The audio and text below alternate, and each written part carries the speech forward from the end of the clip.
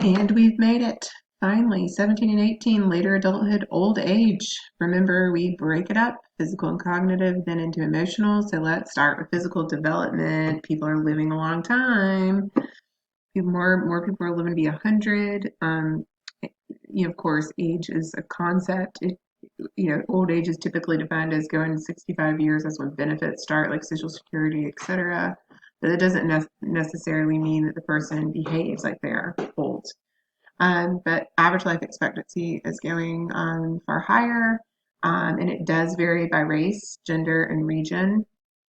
And we have a large number of people who are going into this population. Rising, rising, rising. So we'll have a large number of the population in this time, in old age. Um, there are different cohorts depending on times, and this will be a cohort because of the pandemic. So we have these cohorts of ages, like baby boomers. They were born after World War II, between 1946 and 64. They kind of set us apart because of the different dynamics of that generation. So key events happen during our ages. And so there's sexual freedom, HIV/AIDS epidemic in the 80s, um, Vietnam, and right now, think about it. So right now we're living through a pandemic, and it's kind of like the depression, right? You think about your grandparents. Some of your grandparents lived through the depression, and probably not so much even now because my grandmother lived through it, and she died 5 years ago and was 90. Gosh, no, 6 years ago. So, but you would notice that they had certain characteristics because my grandmother would save everything. She wasn't a hoarder, but she made use of everything, whether it was a Tupperware container, a yogurt container that she rinsed out and used her Tupperware, or saving bags, and went going to the store once a month and planning meals for the month. And that's what we went back to in the pandemic. A lot of us were going to the grocery store once or twice, and that was it. You were making sure you had extra food, and we were running short on things. And they used to have rations like we did. You can only get two of this and two of that at one point. So think about how that may be changing us, changing your age cohort. So obviously, when you get to this age above 65, there are going to be a lot of changes in the body. Some things mediate that, like making sure that you don't smoke or watching your sun exposure, chronic alcohol usage, things like that are definitely going to cause you to age more quickly and have more health issues. There's a certain decline in our organs, and diet and exercise and healthy living and low stress are all super, super important to help to offset some of that and give you a healthier and longer life. So, physiological theories of aging. Um, we age every day that we get older. But we also know that you don't die just of old age. You die of the illnesses that come along with old age, particularly such as cardiovascular disease, congestive heart failure, and things such as that. We know that that is true because of these type of syndromes. There are certain I can't say this word, prodroid, prodroid conditions that are reverse aging that cause that premature aging. You may have seen this in the media, and sometimes feel like there's a movie also about it. Um, but they have premature aging, and they typically die from cardiovascular disease and cancer. So that's something to know and a term to know. Then we have evolutionary theories of aging, such as the wear and tear, systems biology of aging, and caloric restriction. So the wear and tear method is basically what it sounds like. We just wear our bodies out. We cannot keep up with the day to day over time. But it doesn't account for people who respond to stressors by getting stronger, like resistance training when you're breaking down your body to get stronger. Um, Suggesting perhaps this is not the only theory that is viable. Then we have a systems biology of aging. So Kirkwood basically says that our body's continuously healing itself and figuring out which cells to heal and which to repair first, leading to a triage effect. So this seems the most important, so we're going to heal that, and that eventually leading to the breakdown in other cells and an exhausted system. However, this doesn't account for things such as people who are overweight. They should live longer and age slower than underweight people if this was right. So this is a completely at odds with caloric restriction. That's the theory that limiting calories extends the lifespan, and has found to be increasing lifespan when you do that. We know that caloric restriction does increase lifespan. I mean, it talks about some studies here and a stronger, healthier, greater endurance. I mean, we know that one of the first things that doctors say to us if we're overweight or not healthy is to restrict calories and or start eating healthy. It does translate well in animals, but we're not sure if it does in humans. But I will say this, there's a lot of research coming out for this intermittent fasting as something that's really positive and is prolonging life. Fasting obviously has been around for a long time for biblical reasons, but now we know that also there's a real potential health benefit to fasting. Now, this is really tricky because sometimes it can be confusing because people can take it to the extreme. So it also makes me nervous, especially with eating disorders. But 1 or 2 days a week and or doing restricted eating windows, we are starting to see some benefits from that. So interesting to think about that and what you think. I'm wondering what you guys think about these theories of aging. This might be your forum. I think it is. So let's talk about damage-based and free radicals, and then maybe you'll pick one for Forum 17. I would like for you guys to pick one of these evolutionary theories of aging and tell me which one you agree with most. So damage-based theories really argue that senescence, which is the decline to death, occurs when our body's defense mechanism can no longer fend everything off, like free radicals, our injured DNA, and damaging telomeres. And what telomeres are, as a definition, are minute structures capping the chromosomes that contain long, repetitive sequences of non-coding genetic material. The way that they describe that, so as you recall maybe from earlier classes, you want to think about putting on a swim cap before you're going into the pool, which protects your hair from the chlorine. This is what telomeres do. They're protecting your genes from damage. But aging happens when telomeres shorten each time a chromosome is replicated as it prepares for cell division. Eventually, it's just no longer capable. Support for this theory is growing. There's a lot of evidence showing a correlation between healthy living, like exercise, reduced stress, and telomere length. In other words, the more one exercises, the slower the rate of the degradation of the telomeres. Of course, that's going to help you cardiovascularly and perhaps even ward off Alzheimer's. And then there's the free radical theory. In 1955, Harman argued that aging and degenerative diseases are the result of harmful attacks of free radicals living on the tissue. Free radicals are unstable atoms that can damage cells, causing illness and aging. They are linked to a whole host of disease. A notable example is radiation exposure. Evidence is building against this theory. Recent rat studies have found that subjects with high levels of oxidative stress from free radicals are living to the ripe old radiant age of 23 months, which is the same length as the time of the control. So make sure you know that study and understand that. So aging must not be attributed to just accumulated damage from free radicals. Okay, so your forum is to talk about which one of these you are leaning toward and what you think about it. Health in later life. So I put that early, but hopefully you'll listen to the rest.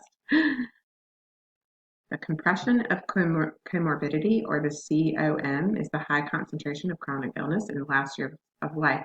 You guys know this is true. You have grandparents or great aunts and uncles or parents who you see start to have more and more issues later on in life. About 75% of 65 years and up have two chronic conditions, or even three, one third three. People die from illness and not old age. So trying to mediate that early, get in there and work on it can really help outcomes for them to control it. The body is aging, the eyes, the graying hair, the hair loss, increased hair in ears and nostrils, the skin starts to sag, and there's those dark patches of skin that we start to see as we age. Lots of issues with sight, like glaucoma, macular degeneration, and cataracts. You hear a lot of people getting the cataract surgery, et cetera. So those are things that people may be going through that come to your office that are in this age range.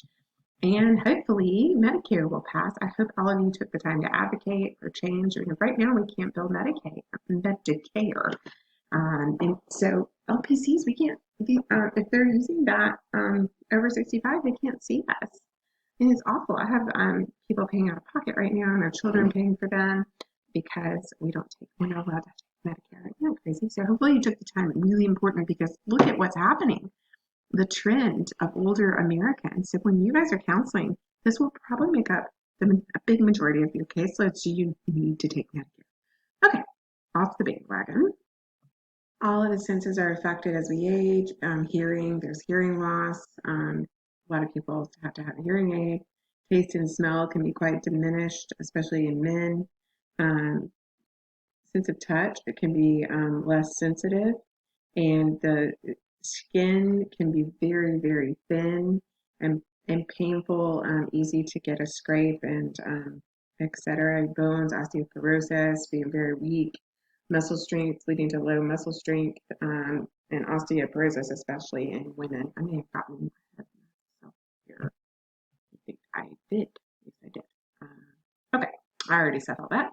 And there's things we can do now. We know about this now, right? Most women, you probably, probably all of you have heard of osteoporosis and things that you can do. And so we know that muscle strength and lifting weights and good nutrition and things like that can kind of offset osteoporosis, taking good vitamins and etc. Reproduction, menopause. Obviously, by 65, you've probably gone through menopause. That was my cat. If you heard my cat, that was Dracula.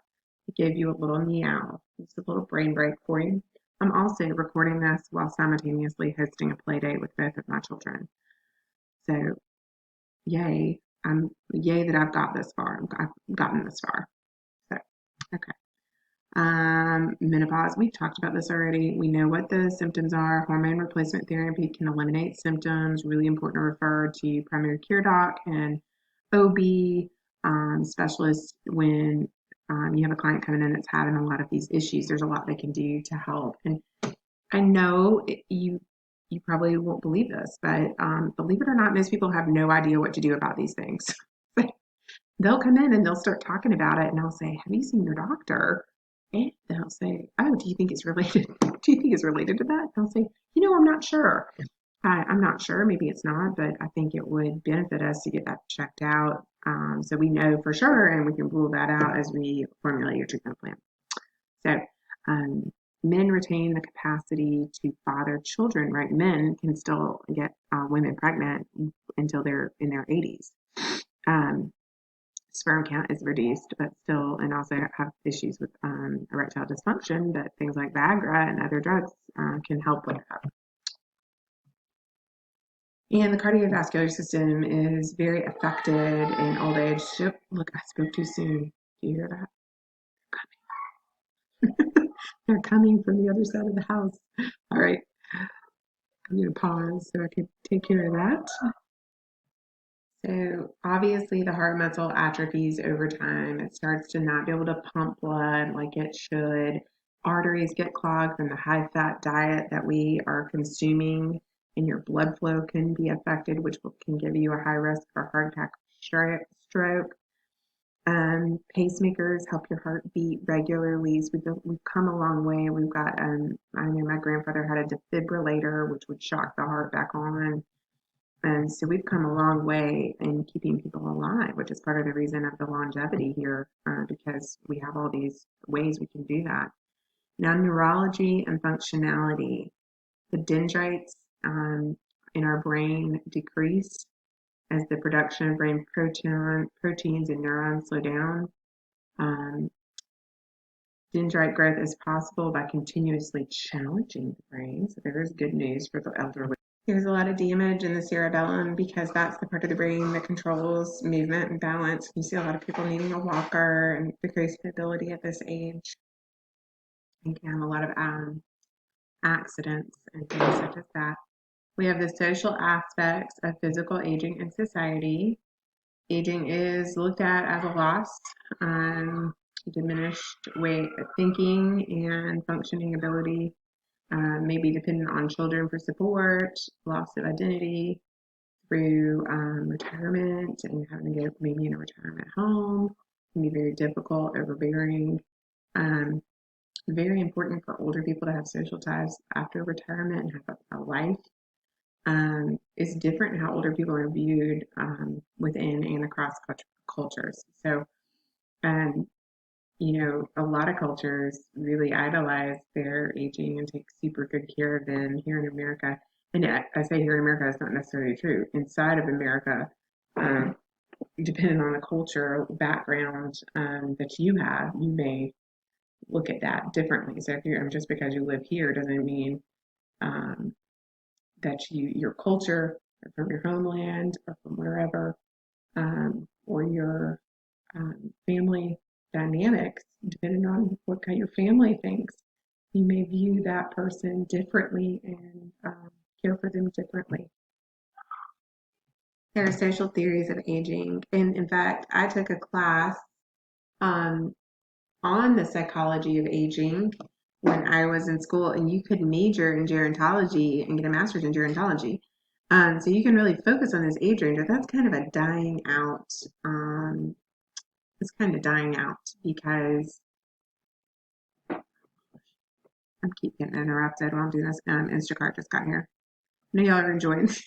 I tell you, I get into it and then I have to pause. You guys don't know I'm pausing, but I'll be back in just a second. Okay, and we have, like I said, this was something you specialize in, but now we just all need we need to specialize in all of the age ranges to some degree. First, it's not children, but you need to be able to see if you're going to see adults. You'll need to be able to see people in this age range if you want to have a thriving practice, especially in the future. Here are these social theories. We have a role theory. This is based on the idea that employment is the central activity in human lives.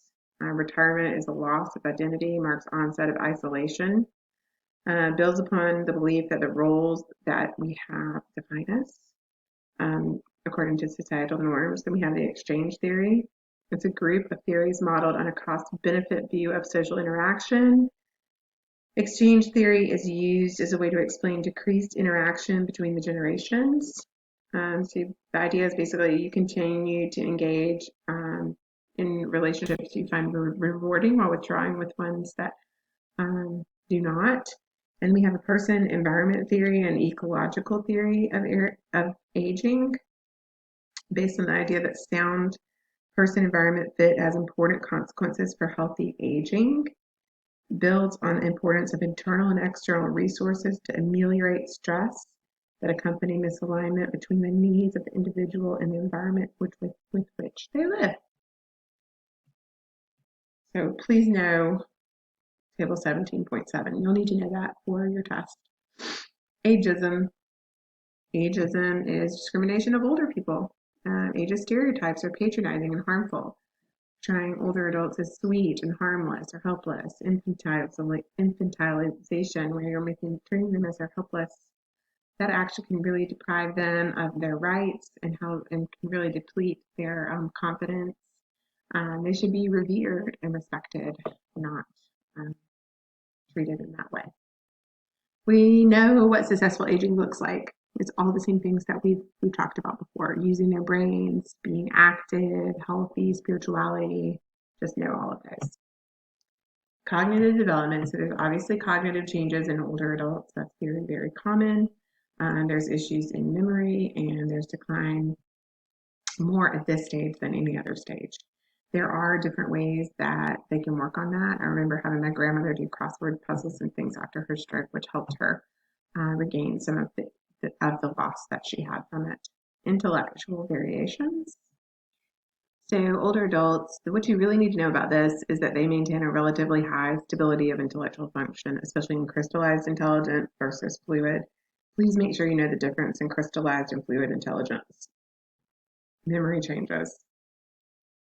There's a decrease in information processing and working memory, diminished ability to process information at a fast rate and filter. We talked about that already. Implicit memory is relatively stable across life course and more intact than deliberate trying to recall. Older adults do better on events-based tasks rather than time-based tasks. Please make sure you know the things that I just mentioned. Okay. And language processing can get older adults may get tongue-tied, have trouble retrieving. Um, Language process problems often emerge with speech pattern issues, pausing, trying to find words, etc. Problem solving and lifelong learning, those abilities decline, but wisdom increases with age. We've talked about all of this already. Um, in middle adulthood, so you kind of already know about it, but older adults with high levels of education, social engagement, high cognitive function have maintained that high cognitive function compared to less educated, isolated, inactive seniors. That's what I need you to know about. Moving into death, dying, and bereavement, which is a part of this stage. Defining death, and Viktor Frankl comes back to mind in this, and just knowing Viktor Frankl, his concept of death. So there's no reliable definition for biological death, nor is there a clear understanding of attitudes and behavior. Culture normalizes customs and rituals that formalize the relationships between the living, the dying, and the dead. Right now, defining death is most difficult in those vegetative states when people are not having any brain activity, but they're still alive. It is a process and it's a series of psychological events. And right now, it's really hard because people cannot be with their loved ones who are hospitalized. They can't take care of them when they're not with them when they've passed. I have several friends who've lost a loved one lately and we're not with them. Yeah, it's actually causing a lot of psychological distress, so mental health issues, and people in the hospital are having a very difficult time. So we're going to be needed, and you guys are going up into a year where you're going to have a lot of understanding about this, and then when you graduate, of course, you'll see a lot of the ramifications of this time. Let's see, death used to be a family matter. People usually, of course, died at home and had a funeral at home, the wake or whatever. By the 1950s, death was considered a medical problem that came into care of physicians. 50% of American seniors die in acute hospitals. Advanced care planning is a way for terminally ill patients to make decisions. And the fact that not everyone's willing to die in a hospital led to the death with dignity and rights to die movement. Of course, you guys know about that.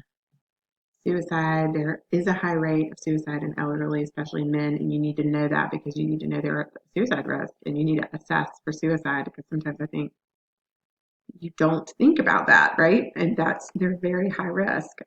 Being married can mediate that, but they have a lot of issues with depression, and so suicide prevention is a really big part of what you'll be doing.